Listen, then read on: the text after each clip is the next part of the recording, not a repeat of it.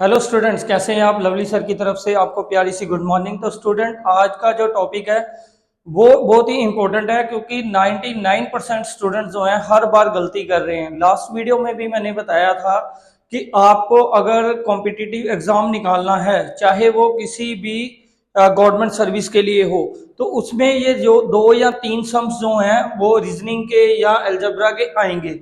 लेकिन समझाने के बावजूद भी क्या कर रहे हैं बच्चे, 99% बच्चे उस सम को गलत कर रहे हैं। करने का एक ट्रिक होता है, वो ट्रिक मैंने पहले भी बताया था। जिन स्टूडेंट्स ने मेरी वीडियो पहले देखी है वो ट्रिक मैंने उन्हें भी बताया था, और आज फिर दोबारा से मैं क्या कर रहा हूँ, इन सब सम्स को रिपीट कर रहा हूँ ताकि आपका जो कंफ्यूजन है वो दूर हो सके। तो सबसे पहले स्टूडेंट्स ये देखिए, आपको ऐसे करके एक स्टेटमेंट आएगी, 2/5 डिवाइड 2/5 डिवाइड 2/5 डिवाइड 2/5 डिवाइड 2/5, यानी कि डिवाइड की इक्वेशन है।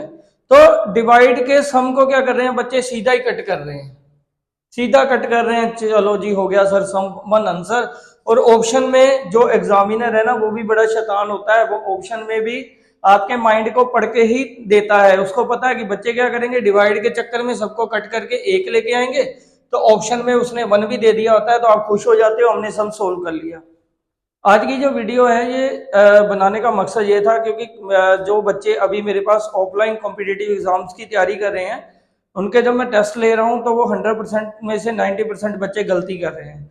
तो स्टूडेंट, सबसे पहले ये देखो कि कोई भी सम मैथमेटिक में, चाहे वो अलजेब्रा में आ जाए चाहे वो रीजनिंग में आ जाए, वो कभी भी डिवाइड की इक्वेशन में या डिवाइड के फॉर्म में नहीं सोल्व होगा।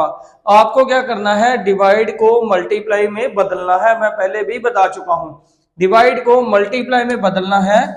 और क्या करना पड़ेगा, जब आप डिवाइड को मल्टीप्लाई में बदलते हो तो अगला वाला जो स्टेटमेंट, अगला वाला जो नंबर है, रैशनल नंबर, वो रेसिप्रोकल हो जाएगा। रेसिप्रोकल का मीन कि 2/5 है तो ये 5/2 हो जाएगा। और फिर डिवाइड है, इसको चेंज किया मैंने मल्टीप्लाई में, तो ये 2/5 है तो चेंज होके क्या आएगा, 5/2। ये 2/5 है तो 5/2। इस तरह से पहले आपको क्या करना है, डिवाइड वाले जो फॉर्म है उसको मल्टीप्लाई में चेंज करना है। मल्टीप्लाई में चेंज करने से क्या होता है कि आप अनलॉक हो जाते हो, इन द सेंस कि आप ऊपर नीचे दाएं बाएं जहां कटिंग करना चाहते हो कट करते जाओ। ठीक है, तो आपको देखो यहाँ पे 5 से 5 कट गया, 2 से 2 कट गया। अब यहाँ तो कटता ही नहीं है, तो 5 5 जा 25 और 2 2 जा 4। तो आपका आंसर आना चाहिए 25/4, और आपका क्या आ रहा था, 1। तो ये 90% स्टूडेंट्स गलती कर रहे हैं। भाई अगर ऐसा चलेगा तो आप कॉम्पिटिटिव एग्जाम भूल जाओ। अगर आपके पेरेंट्स इतना खर्चा करके आपको महंगी कोचिंग्स में भेज रहे हैं, तो आप अगर इतनी महंगी कोचिंग में जाकर भी एक सिंपल ट्रिक को नहीं समझ पा रहे हैं, तो फिर भाई आपके बस का नहीं है। ठीक है, तो अगर आपको कॉम्पिटिटिव एग्जाम क्लियर करने हैं तो आपको ट्रिक्स को फॉलो करना होगा। तो पहला ट्रिक क्या होगा कि डिवाइड हमेशा मल्टीप्लाई में चेंज होगा, अगला जो नंबर होगा वो रेसिप्रोकल होगा, यानी डिवाइड को मल्टीप्लाई में चेंज करके आप उसको सोल्व कर सकते हो। तो ये ट्रिक को याद रखना। अब सेकंड सम देखो, इसमें क्या था, मैंने जब ये सम समझाए थे पावर्स वाले, एक्सपोनेंट वाले, लास्ट वीडियो में भी आप देख सकते हो, तो मैंने बोला था भाई कि अगर बेस सेम होगा और मल्टीप्लाई होंगे वो नंबर्स, तो उनकी जो पावर्स है, एक्सपोनेंट्स है, वो प्लस होंगी। मैंने ये कब कहा था कि अगर बेस सेम है और वो प्लस हो रहे हैं तो उनकी पावर्स को भी प्लस कर दो। भाई दोनों को मिक्स ना करो। देखिए, अगर तो आपके बीच में जैसे 9 रेज़ टू पावर 10 होता, multiply by 9 raise to power 10 होता, मल्टीप्लाई 9 रेज़ टू पावर 10 होता, तो आप कर सकते थे पावर्स को प्लस। इसमें ऐसा नहीं होता है। इसमें क्या करना है आपको, देखिए सब कॉमन है, कॉमन है ना, तो आप क्या करो, 9/10 को बाहर निकाल लो। अब 9/10 बाहर निकल गया तो क्या बचा, 1, इसका भी 1 और इसका भी 1। तो 9 रेज़ टू पावर 10, यहाँ पे इनको प्लस करो, 1 1 2 2 और 1 3, ये हो गया 3। तो 9 raise to power 10 multiply by 3 की पावर 1। अब आपके बेस एक जैसे नहीं है। ठीक है, ये 9 है और ये 3 है, तो मैं 9 के फैक्टर बना लेता हूँ। 3 रेज़ टू पावर 2, बाहर जो पावर है वो 10 रहने देता हूँ, 3 पावर 1, 10 2 जा 20, 3 की power 20 multiply 3 raise to power 1। अब देखो, बेस सेम है और मल्टीप्लाई है तो पावर्स को प्लस करो, आप प्लस करने पे आएगा 3 रेज़ टू पावर 21 और 3 रेज़ टू पावर 21 अगर इधर नहीं है, ठीक है, तो आप मान के चलिए कि ये आपका जो सम है वो नो आंसर है, यानी कि नन ऑफ अबव। इस तरह से ये सम निकलेगा। ठीक है स्टूडेंट्स।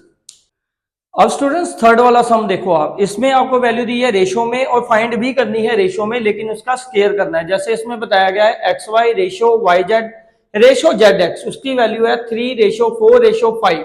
कहता find the value of X square ratio Y square ratio Z square. तो इसको करने का ट्रिक क्या होगा, सबसे पहले आप लोग एक्स वाली वैल्यू देखो, एक फर्स्ट नंबर पे है और एक थर्ड नंबर पे है, इनको मल्टीप्लाई कर दो वैल्यू को, यानी यहाँ पे 3 है और यहाँ पे 5 है, तो x की वैल्यू मान के चलो आप 3 × 5। उसके बाद आ जाओ y के लिए। ठीक है, y के लिए एक आपके पास y ये वाला है और दूसरा ये दूसरा नंबर, तो ये आ जाएगा 3 × 4, ये आ गई y की वैल्यू। अब निकालो z के लिए, z है एक थर्ड नंबर पे एक है सेकंड नंबर पे, यानी थर्ड नंबर पे 5 और सेकंड नंबर पे 4, तो इनको मल्टीप्लाई कर दो 5 × 4। अब इनकी वैल्यू निकालो 15:12:20।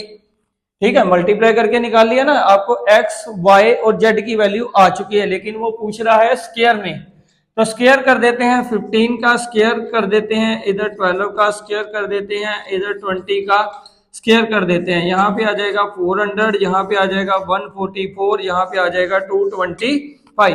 अब ये तीनों वैल्यू कहाँ पे मिल रही हैं, ये तीनों वैल्यू मिल रही हैं ऑप्शन डी में। इस तरीके से स्टूडेंट्स आपको क्या करना है, सम्स को सोल्व करके बताना है। ठीक है, तो जो गलती आप बार बार कर रहे हो इसी से हमें भी गुस्सा आ जाता है भाई, 1.5 महीने से आपको सिखा रहे हैं, ट्रिक्स बता रहे हैं, अगर आप एक ट्रिक याद नहीं कर पाओगे तो बताइए कहाँ से 100 सम आप कर लेंगे।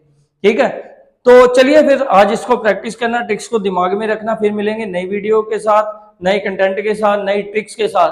तब तक प्रैक्टिस कीजिए और देखते रहिए MCI science and math doubt channel and blogs. मिलते हैं फिर कल, बाय।